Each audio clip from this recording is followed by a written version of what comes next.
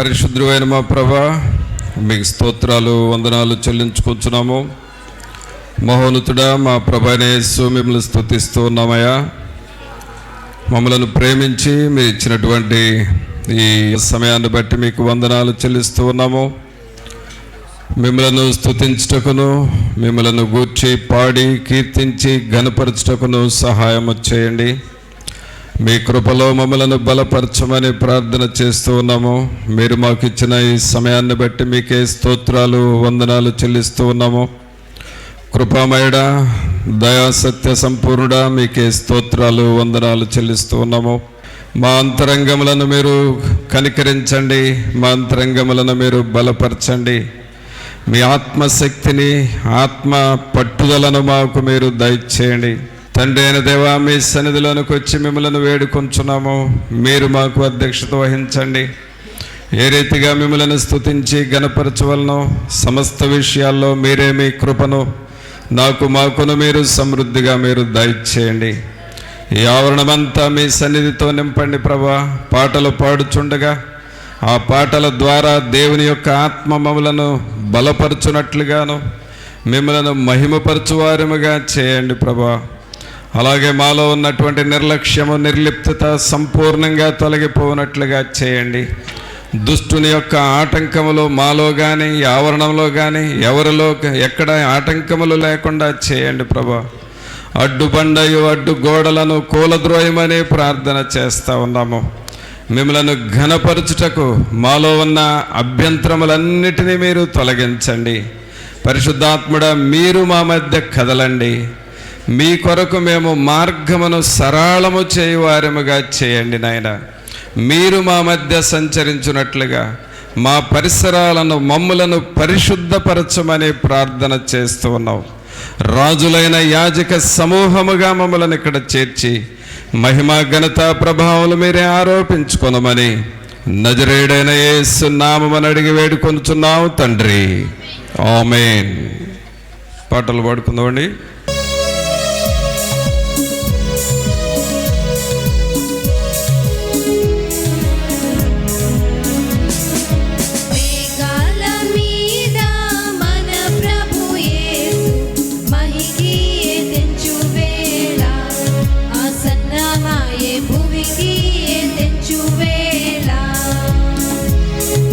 మేఘాల మీద మన ప్రభు యేసు మహికి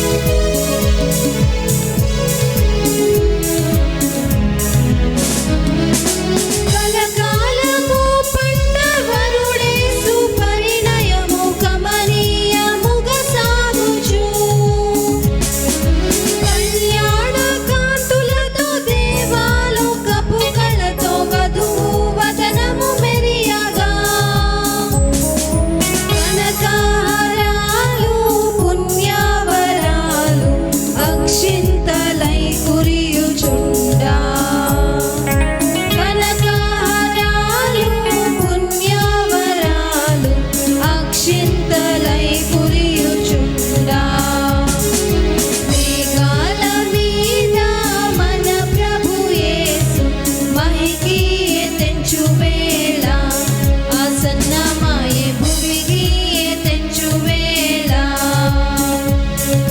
మేఘాల మీద మన ప్రభు యేసు మహికి తెంచువేళ ఆసన్నమాయే భూమికి తెంచువేళ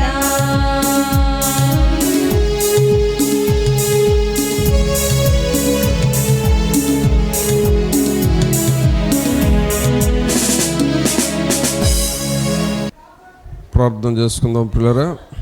పరిశుద్ధమైన మా ప్రభా, మీ స్తోత్రాలు వందనాలు చెల్లించుకుంటున్నాము. మహోన్నతుడా మా ప్రభానే యేసు మిమ్మల్ని స్తుతిస్తూ ఉన్నామయ్యా. ప్రభా, మీ సన్నిధిలోనికి మేము చేరి ఉన్నాము. మీ వాక్యమును మాకు దయచేయండి ప్రభా. మీ వాక్యములో ఉన్న వెలుగును మాకు దయచేయండి ప్రభా. పరిశుద్ధాత్ముడా, మీకు స్తోత్రాలు, మీకు వందనాలు చెల్లిస్తూ ఉన్నాం. కృపా సత్య సంపూర్ణుడా, మీకు స్తోత్రాలు, మీకు వందనాలు చెల్లిస్తున్నాం. మీ సన్నిధిని, మీ ఆత్మ సహాయమును మాతో ఉంచండి. అలాగే మమ్మల్ని మేము లోతుగా పరీక్షించుకున్నటకును, మీ కృపలో ముందుకు సాగుటకును సహాయం చేయండి తండ్రి. తండ్రి అయిన దేవా, మీకు స్తోత్రాలు, మీకు వందనాలు. ఈ సమయాన్ని మాకు ఆశీర్వాదకరంగా చేయండి. మీ వాక్యము ద్వారా మాతో మీరు మాట్లాడమని నజరేయుడైన యేసు నామమున అడిగి వేడుకొంచున్నాం తండ్రి, ఆమేన్. ప్రియరా, దేవుని వాక్యముల నుండి అపోస్తలుల కార్యములు 10వ అధ్యాయము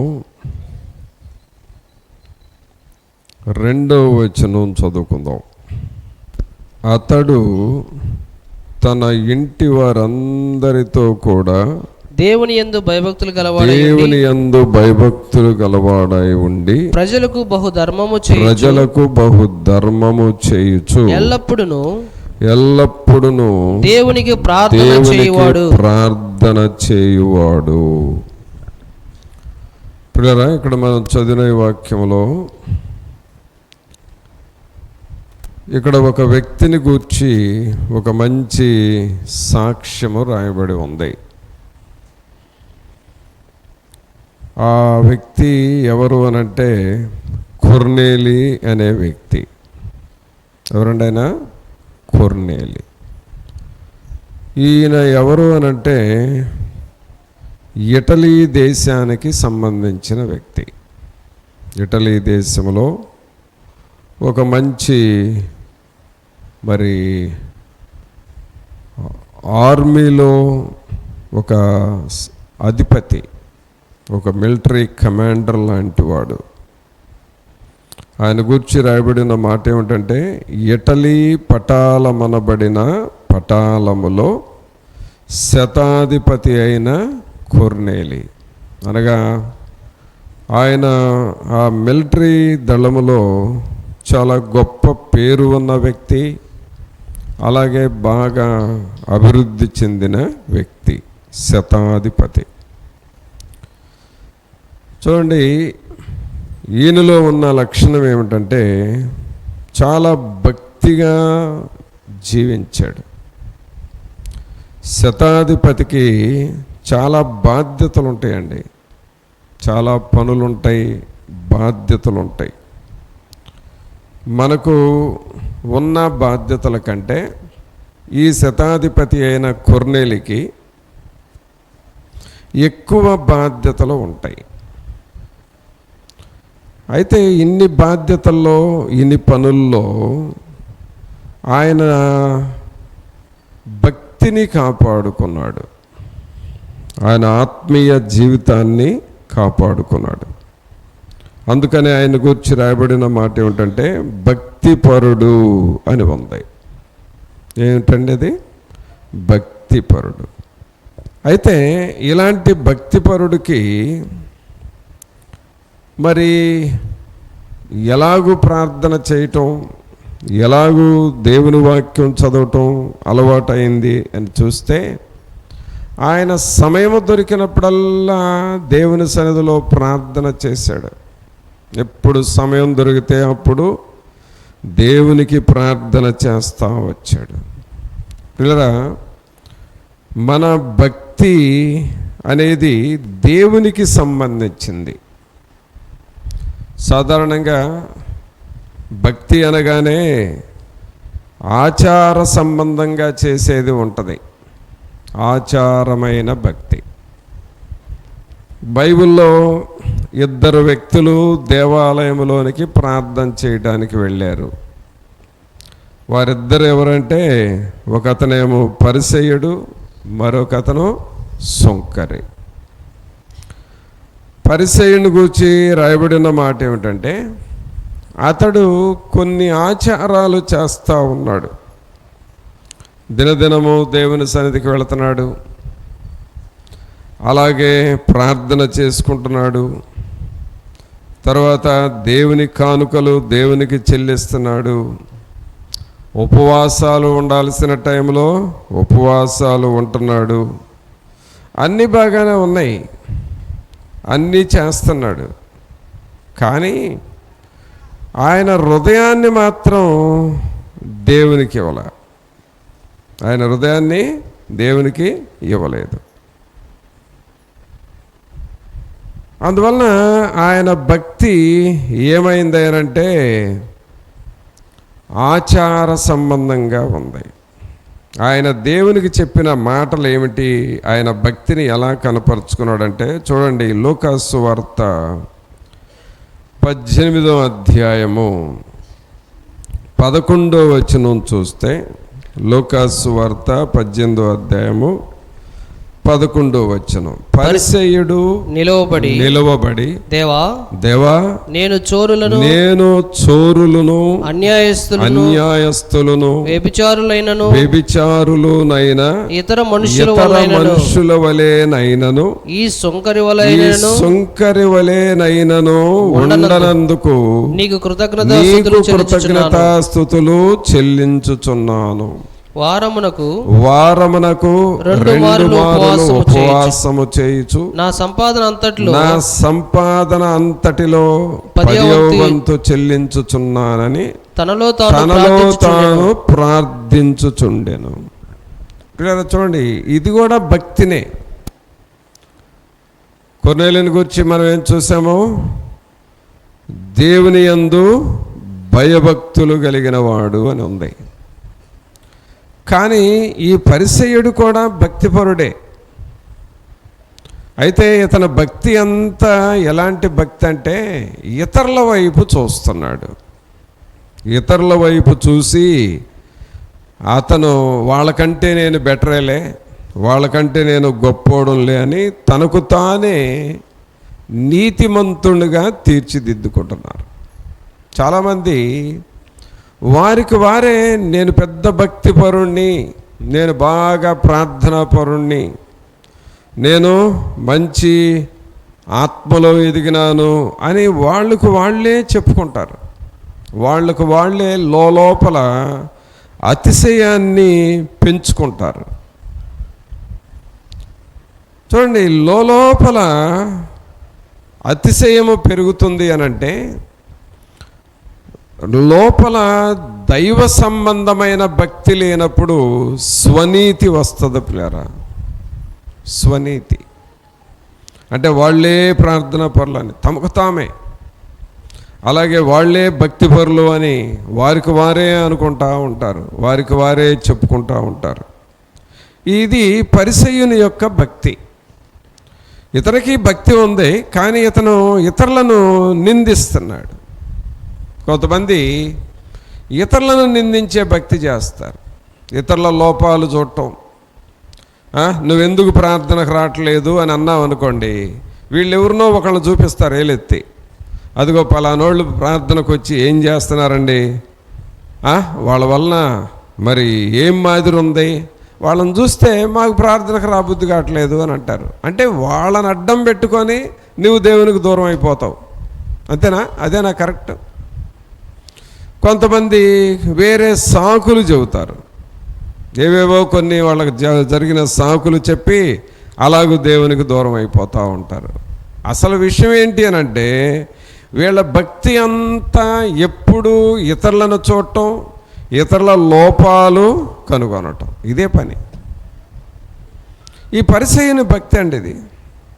ఈ పరిసయ్యుడు ఇతరులను చూస్తున్నాడు. ఏమంటున్నాడు?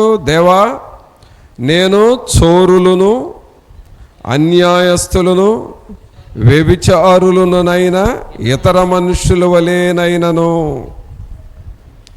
ఈ సొంకరి వలెనైనను ఉండనందుకు నీకు కృతజ్ఞతాస్తుతులు చెల్లించుచున్నాను. అంటే కొంతమందిని నిందిస్తున్నాడు. పిల్లరా, భక్తి మనము దేవుని దగ్గర, దేవుని ఎదుట సరిగ్గా ఉండాలి, కానీ మనము ఇతరులను నిందిస్తూ భక్తి చేయకూడదు. సరే, వాళ్ళు చోరులు అయితే అయ్యారు, కానీ వాళ్ళకంటే నేను యోగ్యుడను, నేను యోగ్యురాలను అని చెప్పాల్సిన అవసరం లేదు. తీర్పు తీర్చడం మన పని కాదు కదా.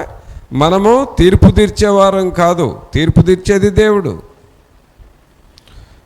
కానీ పరిసయ్యుడు అందరికీ తీర్పు తీర్చేస్తున్నాడు. వాళ్ళలాగా నేను లేను, చివరకు ఇతర మనుషుల వలెనైనను ఈ సుంకరి వలెనైనను. ఈ సుంకర్ అంటే ఎవరు? ఆయన దగ్గరే ఉండి అతను కూడా ప్రార్థన చేస్తున్న వ్యక్తి. దేవుని సన్నిధిలో ఇతను కూడా ప్రార్థన చేసుకుంటున్నాడు. ఇతను లాంటి వాడిని కూడా కాదయ్యా అని తనకు తాను ఏమంటామంటే దీన్ని సెల్ఫ్ డబ్బా అని అంటారు మనోళ్ళు. మన భాషలో ఏం చెప్పాలంటే సెల్ఫ్ డబ్బా కొట్టుకుంటున్నాడు. ఇంకేమంటున్నాడు 12వ వచనంలో? వారమునకు 2 మారులు ఉపవాసము చేయొచ్చు. అసలు బైబిల్లో ఏముంది? మీరు ఉపవాసం చెయ్యాలి, కానీ ఉపవాసం ఉన్నట్లుగా కనబడద్దు.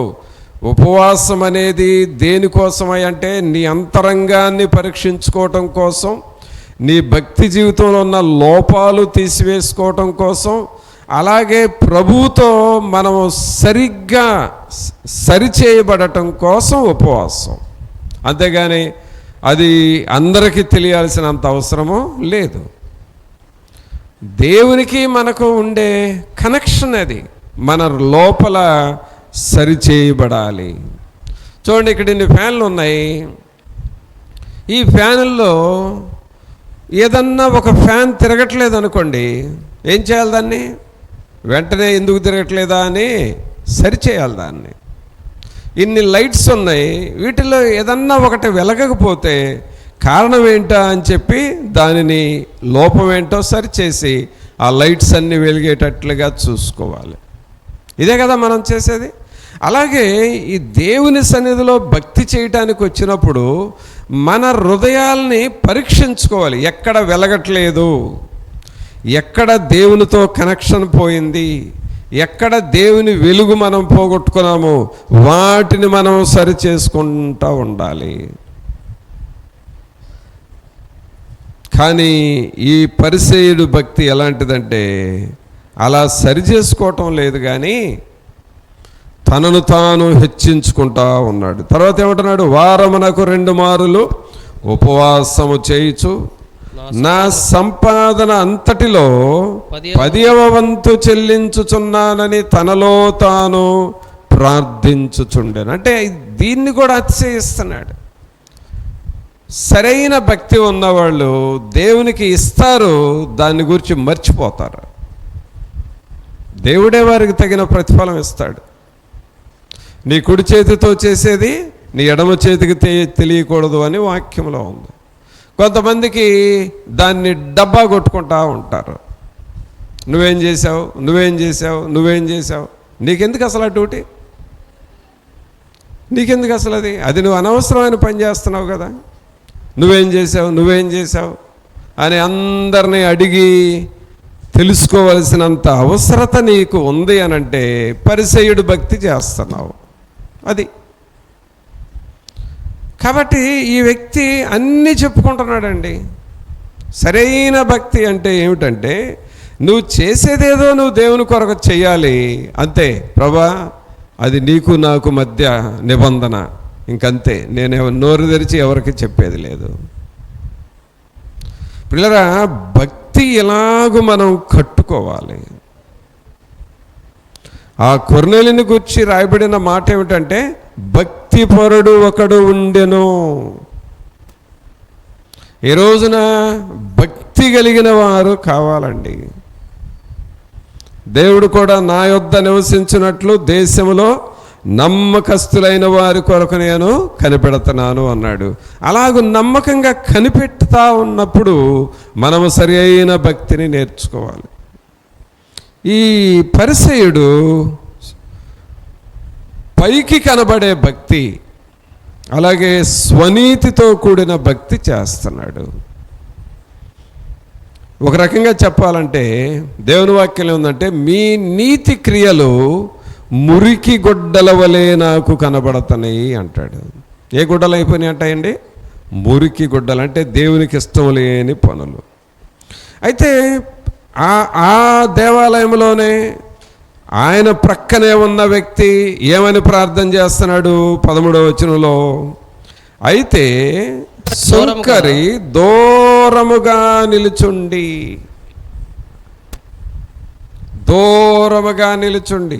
అంటే దేవుని సన్నిధిలో దూరముగా నిలబడ్డాడు. నేను అపాత్రునయ్యా, నేను అయోగ్యున్నయ్యా అని తగ్గించుకొని ఏమని అంటున్నాడు? ఆకాశము వైపు కన్నులెత్తుటకైనను ధైర్యము చాలక రొమ్ము కొట్టుకొనుచు, దేవా పాపినైన నన్ను కరుణించుమని పలికెను. అంటే ఆయన మనసంతా దేని మీద పెట్టాడంటే, ఈ సుంకరి కూడా దేవుని కోసం ఏదో ఒకటి చేసిన వ్యక్తే, చేయని వ్యక్తి ఏం కాదు. చేయని వ్యక్తి కాదు. ఆయన ఉపవాసం ఉన్న వ్యక్తే, ఆయన దేవుని పరిచర్య చేసే వ్యక్తే, ఆయన దేవుని కొరకు మొరపెట్టిన వ్యక్తే, అలాగే వారమునకు 2 మార్లు ఉపవాసం ఉండే వ్యక్తే, తర్వాత దేవునికి చెల్లించే వ్యక్తే. కానీ ఇవన్నీ ప్రక్కన పెట్టేశాడు. ఆయన ఎవరి మీద ఫోకస్ పెట్టాడంటే హృదయం మీద ఫోకస్ చేశాడు. హృదయం మీద దృష్టి పెట్టాడు. పిల్లరా గమనించండి, మనము హృదయము మీద దృష్టి పెట్టాలి. మన మనస్సు మీద, మన మనస్సాక్షి మీద దృష్టి పెట్టాలి. నీవు దేని మీద దృష్టి పెడతావో నీ మనస్సు కూడా అలాగే మారిపోద్ది. కొంతమంది కూటాలకు వెళ్ళి వచ్చిన తర్వాత కూటాలు ఎలా జరిగినాయి అని అడిగితే వాళ్ళు చెప్పే మాట ఏంటో తెలుసా? ఫస్ట్ చెప్పే మాట, భోజనాలు బాగా చేశారండి అంటారు. అది అంత అవసరమా?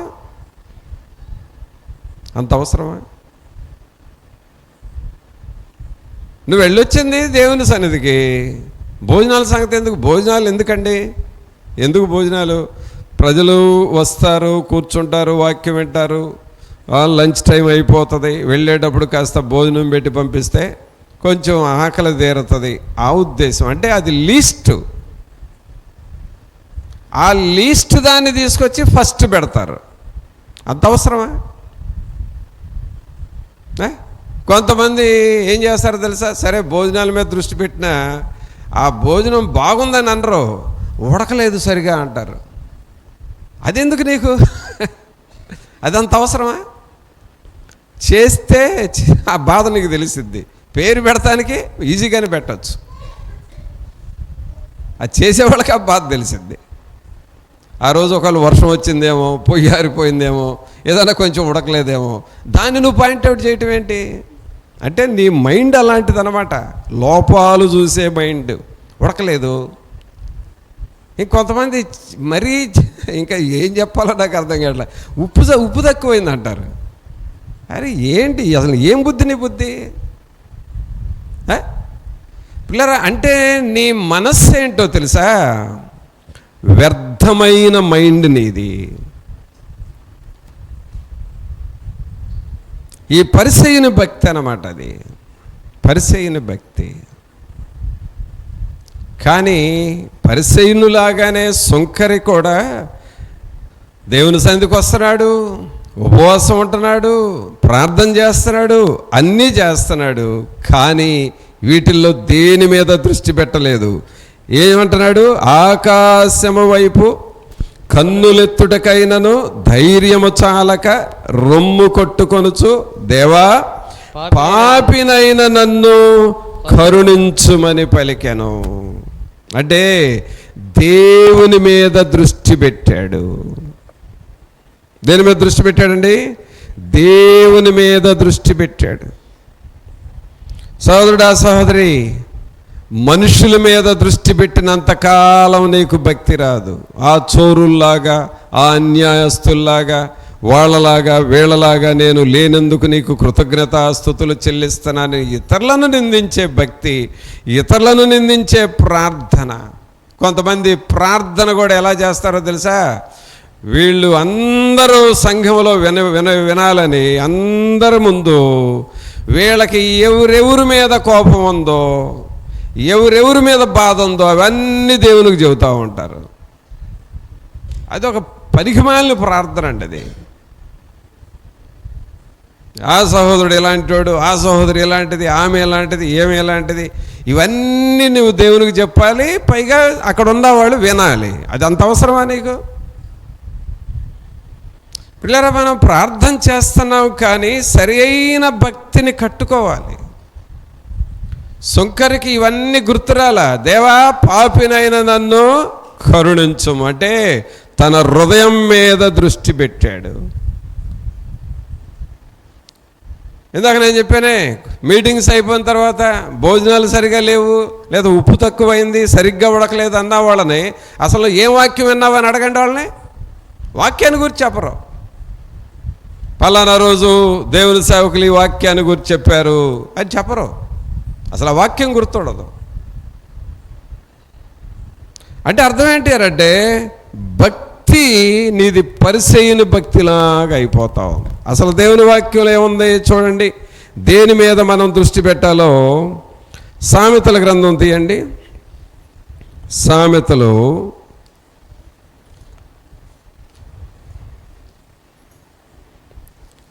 4వ అధ్యాయము. సామెతలు 4వ అధ్యాయము. అసలు మనం దేని మీద దృష్టి పెట్టాలో ఇక్కడ రాయబడి ఉంది. 22, 23 వచనాలు చదవండి. దొరికిన వారికి అవి జీవమును వారి సర్వ శరీరమునకు ఆరోగ్యమును ఇచ్చును.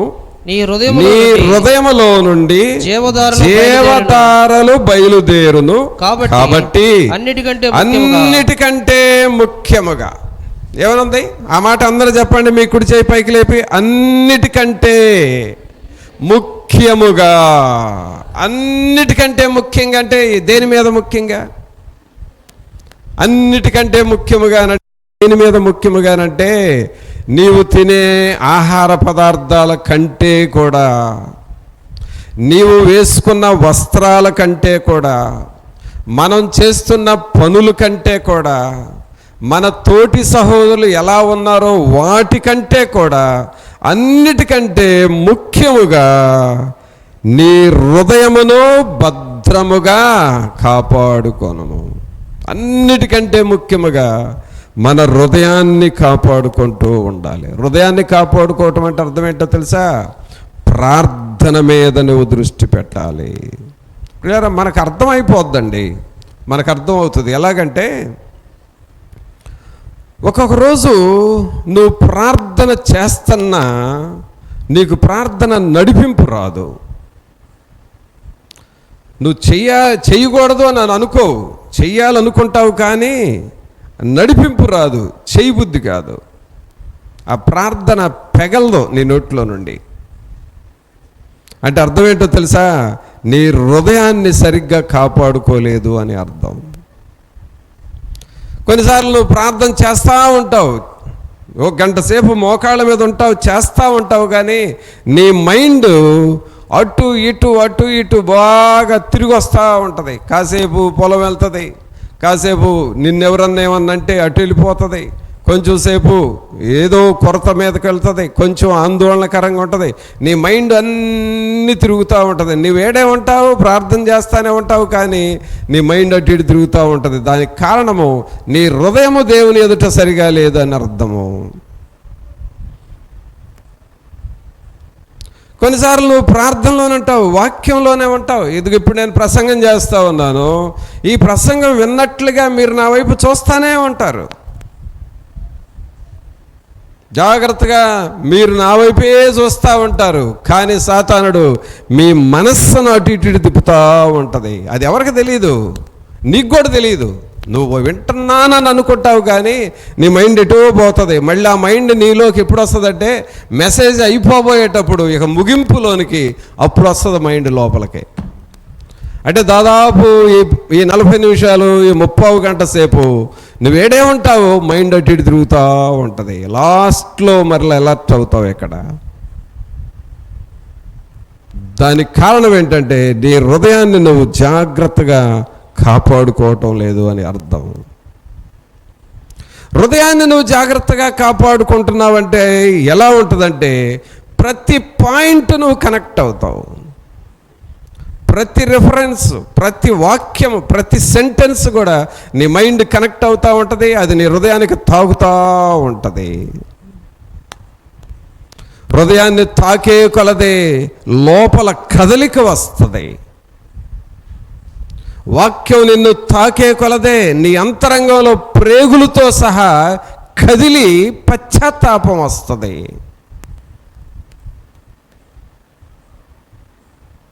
హృదయము దేవుని మీద మనస్సు నిలుపుతూ ఉంటుంది. అలాగూ నువ్వు భక్తిని కట్టుకోవాలి, అలాంటి భక్తిని నువ్వు చేయాలి. అందుకని ఇక్కడ మనం చదువుతున్నాం, నీ హృదయములో నుండి జీవధారలు బయలుదేరును, కాబట్టి అన్నిటికంటే ముఖ్యముగా నీ హృదయమును భద్రముగా కాపాడుకొనము. ఈ పరిసయ్యుడు ఈ వాక్యం ప్రకారం చేయలేదు. అతని మైండ్ అంతా ఎక్కడెక్కడ ఉంది, ఎవరి మీద ఉంది?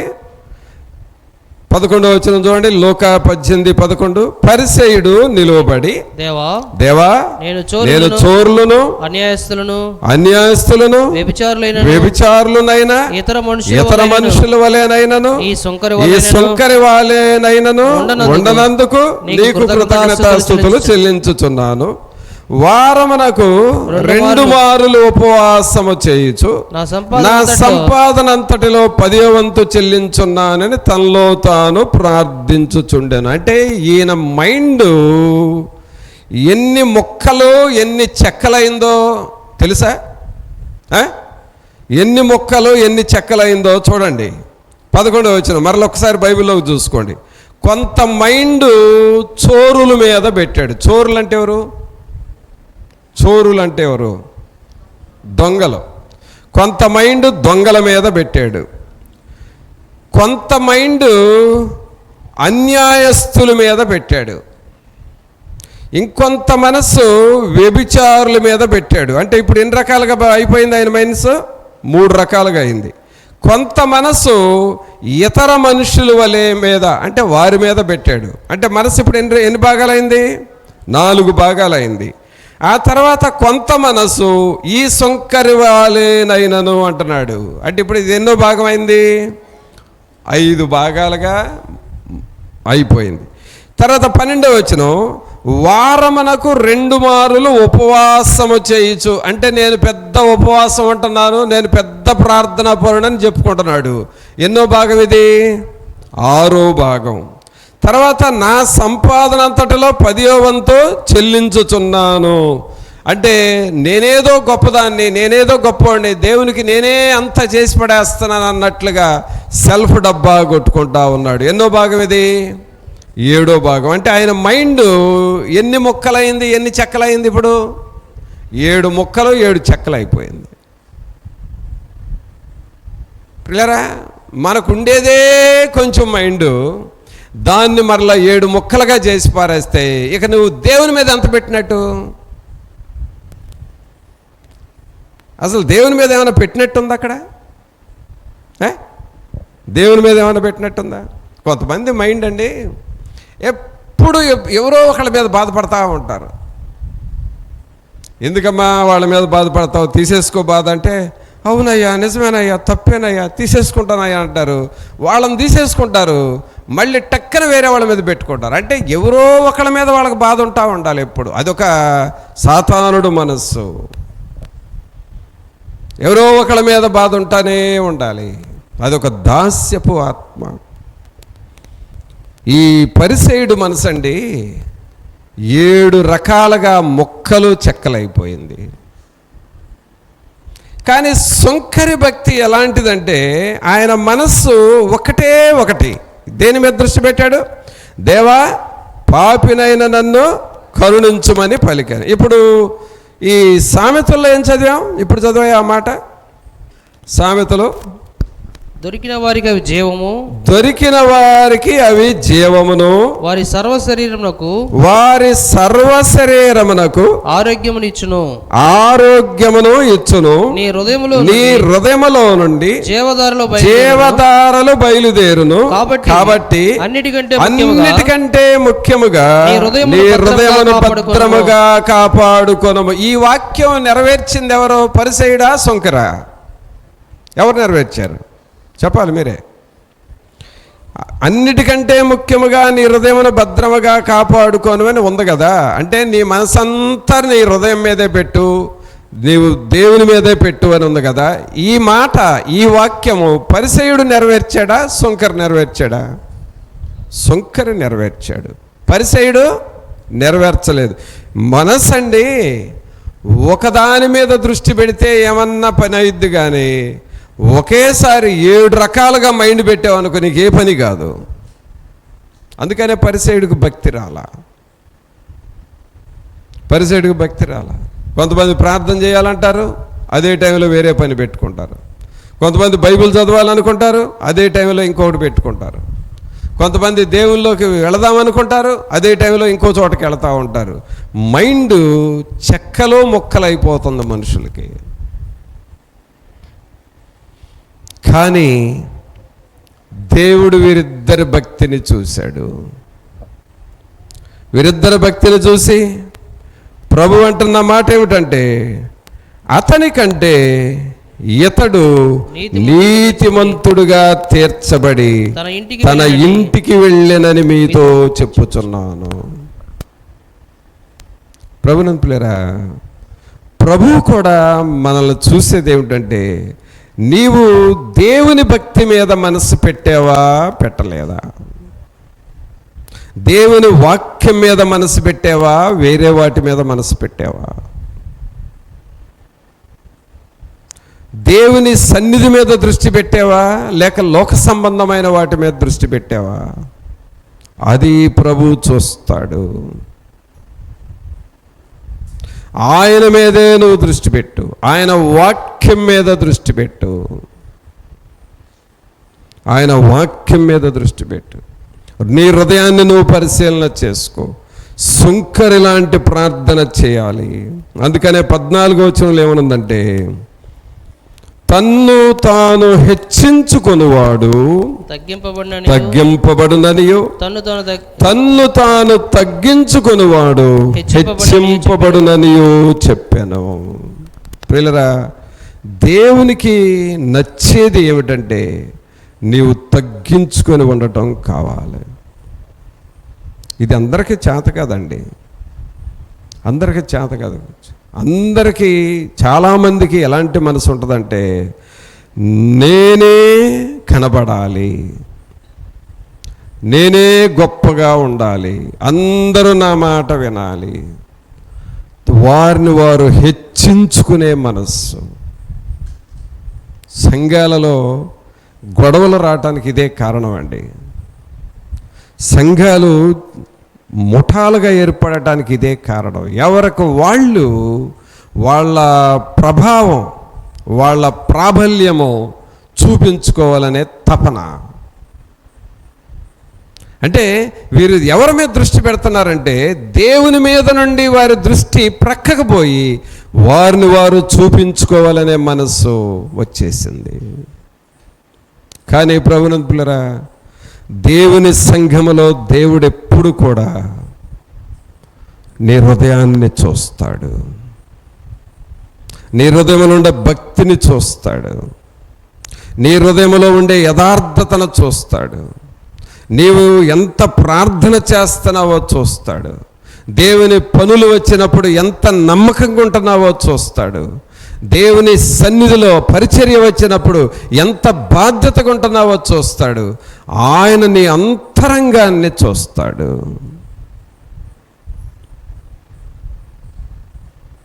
అందుకనే మనం ఎప్పుడు కూడా మనుషుల వైపు చూడకూడదు. మనుషుల వైపు చూసేవారు ఎన్నటికీ భక్తి నేర్చుకోరు. దేవుని వైపు చూడాలి. అందుకనే ఇక్కడ మనం అపోస్తుల కార్యములు 10వ అధ్యాయంలో చదువుతున్నాం కదా, చూడండి ఒక్కసారి మరలా. కొర్నేలి యొక్క భక్తిని గూర్చి మనం ఇప్పుడు వరకు చదువుతూ ఉన్నాం.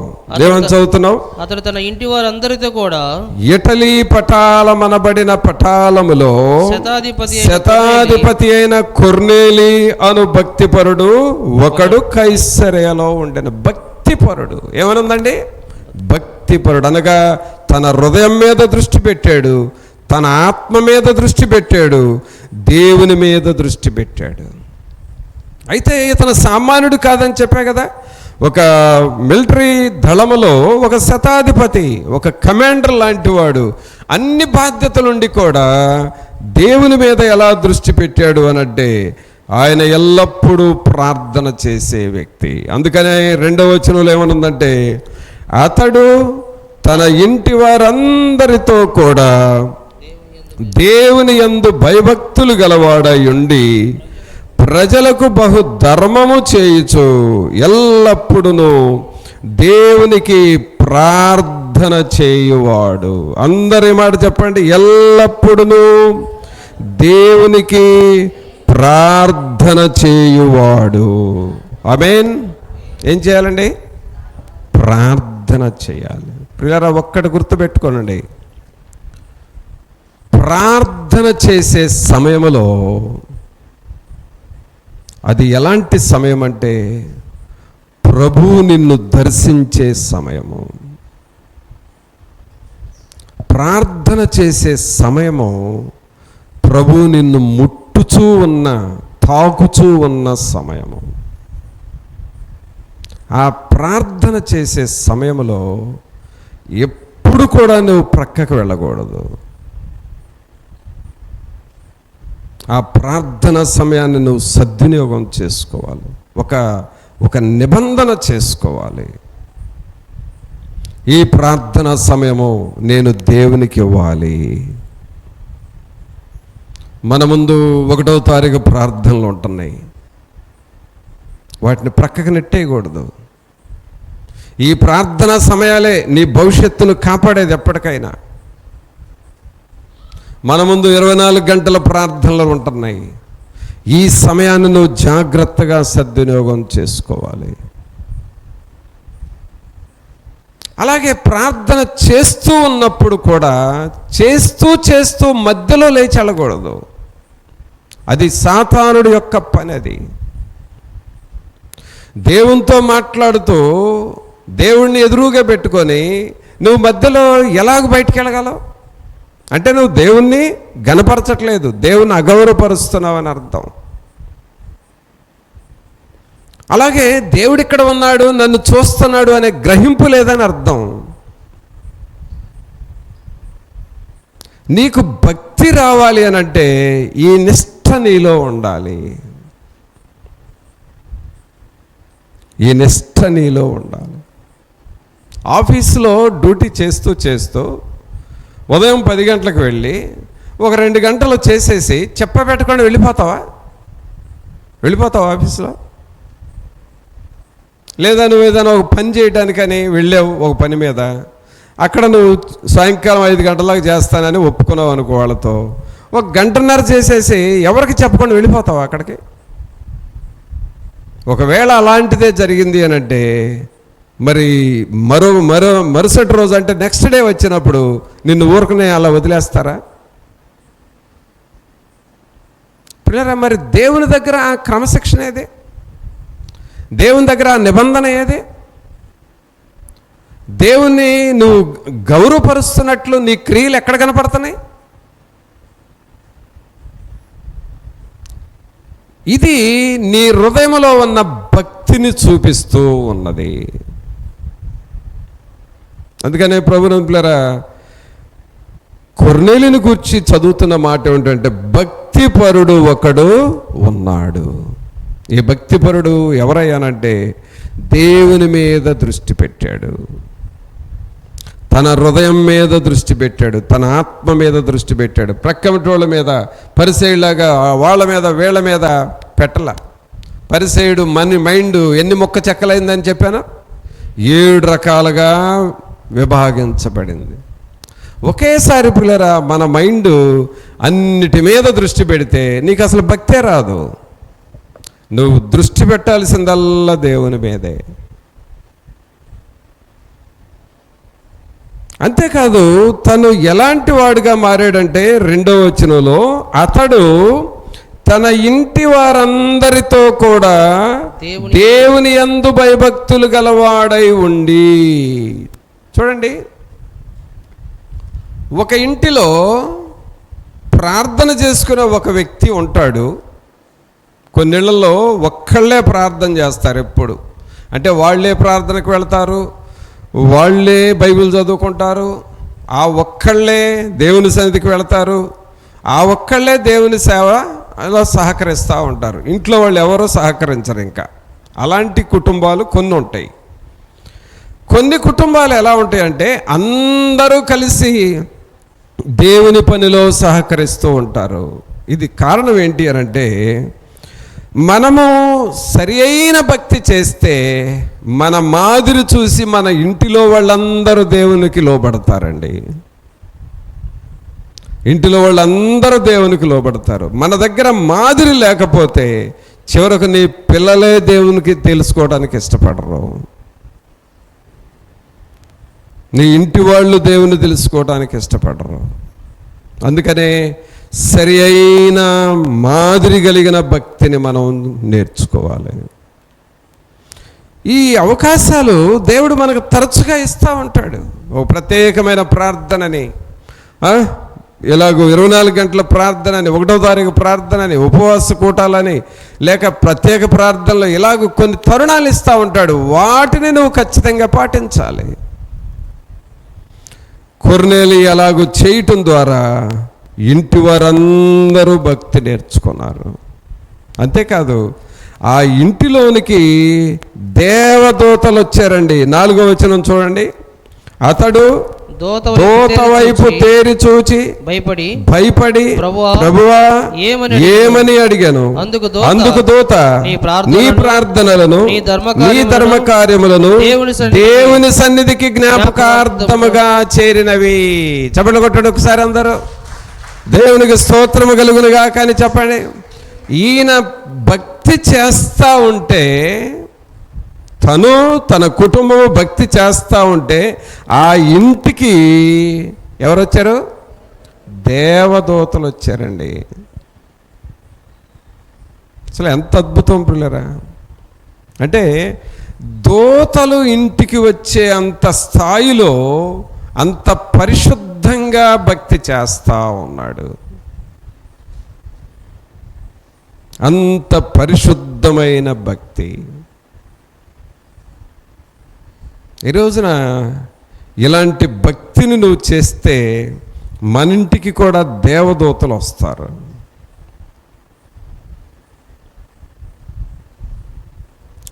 ఈ రోజున ప్రార్థన చేసుకునే వాళ్ళే చెప్పేది ఏమిటంటే, ఇంట్లో దయ్యాలు తిరుగుతున్నాయ్యా అంటారు. అదేంటి, దేవదూతలు తిరిగినాయి అని చెప్పకుండా దయ్యాలు తిరుగుతున్నాయి అంటావు? ఒకటే కలవరింతలయ్యా, ఒకటే ఎప్పుడు చూసినా ఇంటిలో ఏదో ఒకటి గొడవలు ఉంటున్నాయ్యా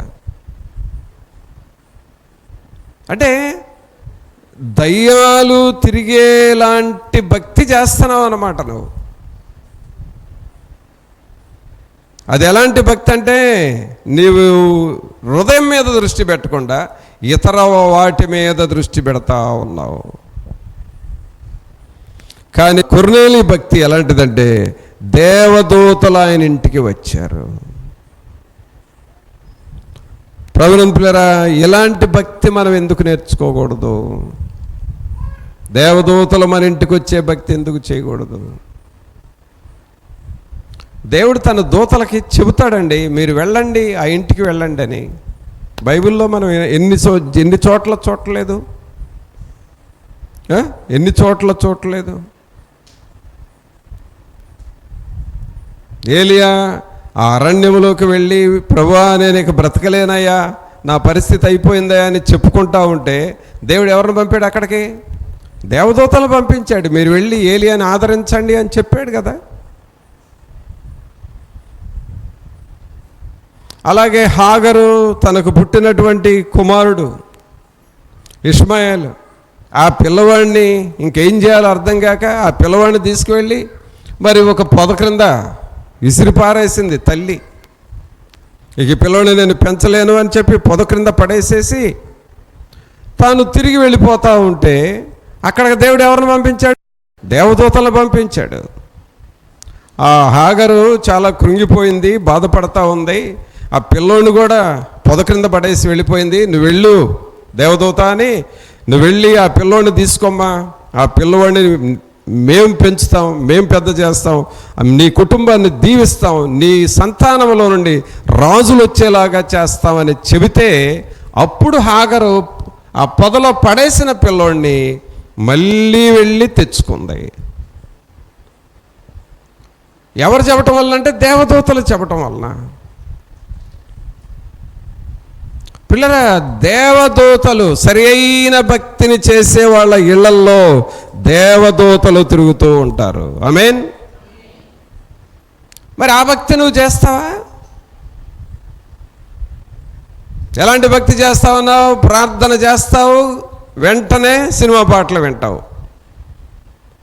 బైబిల్ చదువుతావు, వెంటనే బూతులు తిడతావు.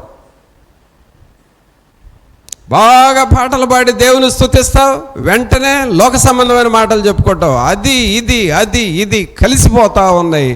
అందువలన దేవదూతలను ఇంటికి రాలేకపోతా ఉన్నారు. అబ్రహాము వెళ్ళి ఎక్కడో గుడారం వేసుకుంటే దేవుడు దూతలు పంపించాడు. వెళ్ళి నా సేవకుడు అబ్రహాం ఉన్నాడు, వెళ్ళి చూడండి అని పంపించాడు.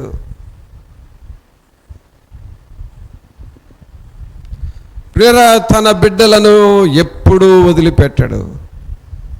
అంతేకాదు, సరైన భక్తి చేస్తూ యథార్థముగా ఉంటే దేవుడు తన దూతల్ని ఆయన యందు యెహోవా యందు భయభక్తులు గలవారి చుట్టూ, ఏమనుంది వాక్యంలో? యెహోవా యందు భయభక్తులు గలవారి చుట్టూ ఆయన దూత కావలి ఉండును అని ఉంది కదండి దేవుని వాక్యంలో. యెహోవా యందు భయభక్తులు గలవారి చుట్టూ ఆయన దూత కావలి ఉండును. మరి దేవుని వాక్యంలో ఇది మనం నేర్చుకోవాలి కదా. చూడండి, దేవుని వాక్యంలో 34వ కీర్తనలో ఉందన్నమాట. 34వ కీర్తన 7వ వచనం చదవండి. యెహోవా యందు భయభక్తులు గలవారి చుట్టూ ఆయన దూత కావలి ఉండి వారిని రక్షించును. ఉంది కదా వాక్యం. ఈ వాక్యం ఎవరిదే? నీది. ఈ వాక్యం ఎవరిది అంటే నాది. ఈ వాక్యం మన జీవితంలో నెరవేర్చుకోవాలి. కావున ప్రభునంతులారా, ఇలాంటి భక్తిని మనం నేర్చుకోవాలి. వాక్యానుసారమైన జీవితాన్ని మనం నేర్చుకోవాలి. కావున ప్రభు తన దూతల్ని మనకు పంపించే భక్తి. కొర్నేలి ఇంటికి దేవదూతలు వచ్చారు. అలాగూ మనం సిద్ధపడదామా? అలాగూ మనల్ని మనం, ప్రభువా మీ దూతలు మా ఇంటికి వచ్చే భక్తిని, యథార్థమైన భక్తిని నాకు నేర్పు అని నువ్వు ప్రభువుని అడుగుతావా? ప్రార్థన చేసుకుందాం. అందరము తలలో వంచి, పరిశుద్ధాత్మ దేవుడు మనతో ఉండి మనల్ని నడిపించాలి అని, ప్రభా లోతైన భక్తి జీవితం మాకు మీరు దయచేయండి. మీ కృపలో మేము ముందుకు సాగడి వారిగా చేయండి ప్రభా ఆయన. నువ్వు తగ్గించుకొని ప్రభుని అడుగుతావా? ఒక నిమిషం అందరము ప్రభుని అడుగుతాము. ప్రభు సన్నిధి, దేవుని యొక్క ఆత్మ మనతో ఉండి మనల్ని నడిపించులాగున ఆయనకు మనం మొరపెడదాం. పరిశుద్ధుడైన మా ప్రభా, మీకు స్తోత్రాలు వందనాలు చెల్లిస్తూ ఉన్నాము. మహోన్నతుడా, మహాగణుడా, మా ప్రభు అయిన యేసు మిమ్మల్ని స్తుతిస్తున్నామయ్యా. మీ కృపలో బలపరచండి, మీ ఆత్మ సహాయము మాతో ఉంచండి నాయనా. యథార్థమైన భక్తి జీవితమును మాకు మీరు దయచేయండి తండ్రి. మీ కృపలో ముందుకు సాగడి వారిగా చేయండి తండ్రి. మీ వాక్యపు వెలుగును మా అందరికీ దయచేయండి. మీ సన్నిధి, మీ సమాధానం మాలో ప్రతి ఒక్కరితో ఉంచి దేవదూతలు మా ఇంటికి వచ్చిపోవునట్లుగా మీ యందు భయభక్తులు మేము చూపించుటకు సహాయం వచ్చేయండి. మీ ప్రియులను మీరు దర్శించి మీ సన్నిధిని, మీ ఆత్మ సహాయం, మీ కాపుదల ప్రతి ఒక్కరితో ఉంచమని, విన్న వాక్యం హృదయంలో నిలిచి ఫలించులాగా చేయమని నజరేయుడైన యేసు నామమున అడిగి వేడుకొంచున్నాము తండ్రి. ఆమేన్. మన తండ్రి అయిన దేవుని ప్రేమ, కుమారుని కృప, పరిశుద్ధాత్మని యొక్క సన్నిధి, ఆయన నిత్య సహాయము సహవాసము ఎప్పుడు నెలప్పుడు మనందరికీ తోడుగా ఉండి సహాయము చేయును గాక. ఆమేన్.